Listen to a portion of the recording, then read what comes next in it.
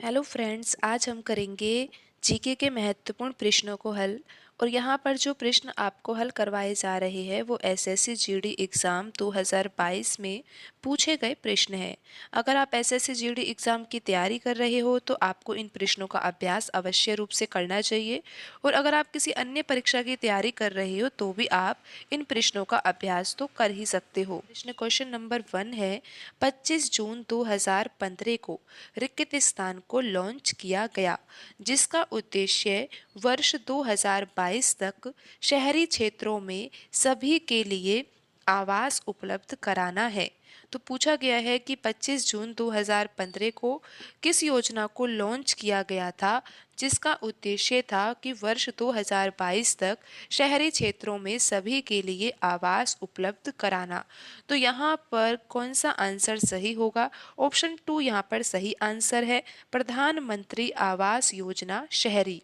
25 जून 2015 को प्रधानमंत्री आवास योजना शहरी को लॉन्च किया गया, जिसका उद्देश्य था वर्ष 2022 तक शहरी क्षेत्रों में सभी के लिए आवास उपलब्ध कराना।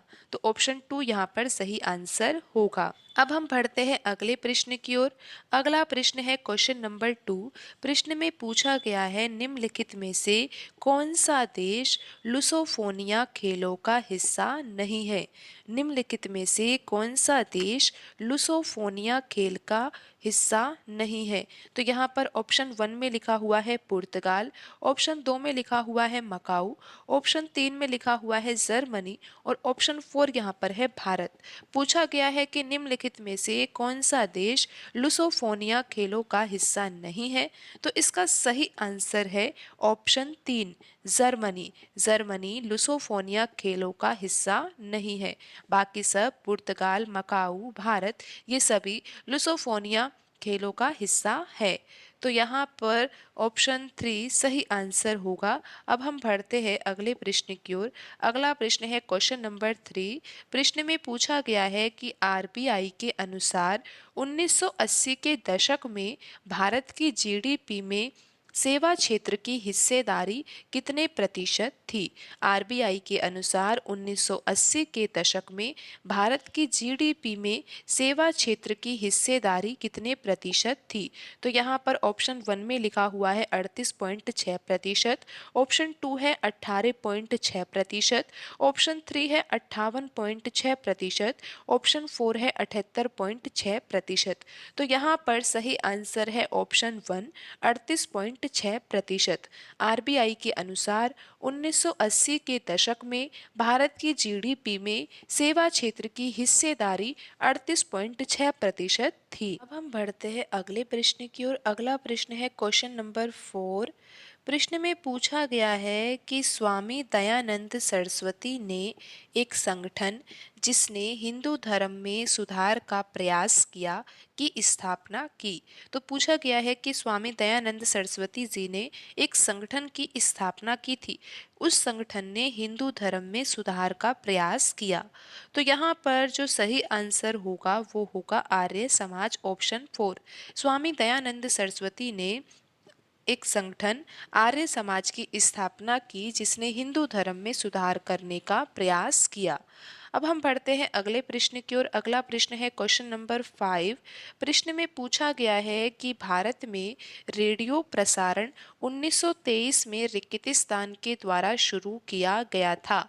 भारत में रेडियो प्रसारण 1923 में रिक्तिस्तान के द्वारा शुरू किया गया था। तो यहाँ पर ऑप्शन 2 सही आंसर है, radio club of Bombay. Bharat में रेडियो प्रसारण 1923 में रेडियो क्लब ऑफ बॉम्बे द्वारा शुरू किया गया था। ऑप्शन 2 यहाँ पर सही आंसर होगा। अब हम बढ़ते हैं अगले प्रश्न की ओर। अगला प्रश्न है यहाँ पर क्वेश्चन नंबर 6।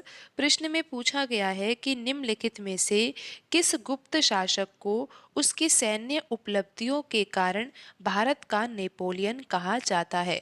तो आपको पता होगा कि किस गुप्त शासक को भारत का नेपोलियन कहा जाता है।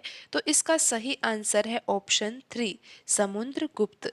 अब हम बढ़ते हैं अगले प्रश्न की ओर। अगला प्रश्न है क्वेश्चन नंबर 7। प्रश्न में पूछा गया है कि 2018 में भरतनाट्यम में संगीत नाटक अकादमी पुरस्कार किसने जीता। 2018 में भरतनाट्यम में संगीत नाटक अकादमी पुरस्कार किसने जीता। तो इसका सही आंसर है ऑप्शन 1, राधा श्रीधर। राधा श्रीधर ने 2018 में भरतनाट्यम में संगीत नाटक अकादमी पुरस्कार जीता था। और आपको बता देते हैं कि भरतनाट्यम जो नृत्य है वो शास्त्रीय नृत्य है और कौन से राज्य का नृत्य है, तमिलनाडु राज्य का नृत्य है। तो अब हम बढ़ते हैं अगले प्रश्न की ओर। अगला प्रश्न है यहाँ पर क्वेश्चन नंबर 8। प्रश्न में पूछा गया है कि नवंबर 2022 तक की स्थिति के अनुसार, क्योंकि ये पेपर जो है वो एसएससी जीडी एग्जाम 2022 का प्रश्न पत्र है, तो यहाँ पर जो करंट अफेयर के क्वेश्चन पूछे गए हैं वो 2022 के पूछे गए हैं। तो क्वेश्चन नंबर 8 यहाँ पर है, नवंबर 2022 तक की स्थिति के अनुसार निम्नलिखित में से कौन दिल्ली भारत का उपराज्यपाल है। तो यहाँ पर हमें बताना है कि दिल्ली का उपराज्यपाल कौन है। तो यहाँ पर सही आंसर है ऑप्शन 4, विनय कुमार सक्सेना। नवंबर 2022 तक की स्थिति के अनुसार विनय कुमार सक्सेना दिल्ली भारत का उपराज्यपाल है। लेकिन वर्तमान में भी आप ध्यान रखिए कि विनय कुमार सक्सेना ही दिल्ली के उपराज्यपाल है। अब हम बढ़ते हैं अगले प्रश्न की ओर। अगला प्रश्न है क्वेश्चन नंबर 9। प्रश्न में पूछा गया है कि ई कृष्ण अय्यर का संबंध किस नृत्य शैली से है। ई कृष्ण अय्यर का संबंध किस नृत्य शैली से है। तो इसका सही आंसर है ऑप्शन 1, भरतनाट्यम। भरतनाट्यम नृत्य से ई कृष्ण अय्यर का संबंध है। और यहाँ पर आपको बता देते हैं कि भरतनाट्यम जो नृत्य है वो शास्त्रीय नृत्य है। किस राज्य का नृत्य है, तमिलनाडु राज्य का नृत्य है। ओडिसी नृत्य शास्त्रीय नृत्य है, उड़ीसा राज्य का नृत्य है। ऑप्शन 3 में लिखा हुआ है कथक। कथक नृत्य जो है वो शास्त्रीय नृत्य है और कौन से राज्य का नृत्य है, उत्तर प्रदेश राज्य का नृत्य है। ऑप्शन 4 में लिखा हुआ है कुचिपुड़ी। कुचिपुड़ी जो है वो शास्त्रीय नृत्य है और कौन से राज्य का नृत्य है, आंध्र प्रदेश राज्य का नृत्य है। लेकिन जो प्रश्न में पूछा गया है कि ई कृष्ण अय्यर का संबंध किस नृत्य शैली से है, तो इसका सही आंसर है ऑप्शन 1, भरतनाट्यम नृत्य से। अब हम बढ़ते हैं अगले प्रश्न की ओर। अगला प्रश्न है क्वेश्चन नंबर 10। तो यहाँ पर प्रश्न में पूछा गया है कि भारत में प्रत्येक रिक्त स्थान में एक बार जनसंख्या जनगणना की जाती है। तो यहाँ पर आपको पता होगा कि इसका सही आंसर है ऑप्शन 3, 10 वर्ष। भारत में प्रत्येक 10 वर्ष में एक बार जनसंख्या जनगणना की जाती है। तो ऑप्शन 3 यहाँ पर सही आंसर होगा। आज की वीडियो में इतना ही, मिलते हैं अगली वीडियो में। धन्यवाद।